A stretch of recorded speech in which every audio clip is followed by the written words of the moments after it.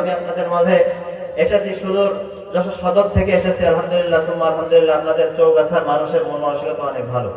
আমি এসেছি আপনাদের আপ্যায়নে আমি অনেক মুগ্ধ। আমাদের থানা আলাদা, আপনাদের থানা আলাদা। আপনাদের চৌগাছা থানা, আমাদের সদর থানা। সদর থানা থেকে আসলাম। আপনাদের যারা রিসেপশনে যারা ছিলেন অত্যন্ত মন মানসিকতা অনেক ভালো, ভাইরা অনেক ভালো ব্যবহার করেছে আলহামদুলিল্লাহ। আমি তাদেরকে বললাম যে আপনাদের চৌগাছার মানুষের মন মানসিকতা অনেক ভালো। আল্লাহ তাআলা আপনাদের মন মানসিকতাকে এবং এই থানার উপরে, এই থানার সকল মানুষের উপর আল্লাহ তাআলা রহম দান করুন। সকলে বলেন আমিন।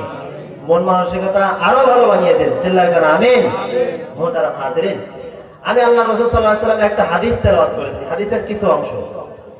এই হাদিসের মধ্যে আল্লাহ রাসূল এই উম্মতের নিয়ে একটু ভবিষ্যৎবাণী করেছেন। 1450 বছর পূর্বে আল্লাহ রাসূল ভবিষ্যৎবাণী করেছেন, এখন সেটা মনে হচ্ছে এখন বাস্তবায়ন হচ্ছে। সুবহানাল্লাহ পড়বেন না?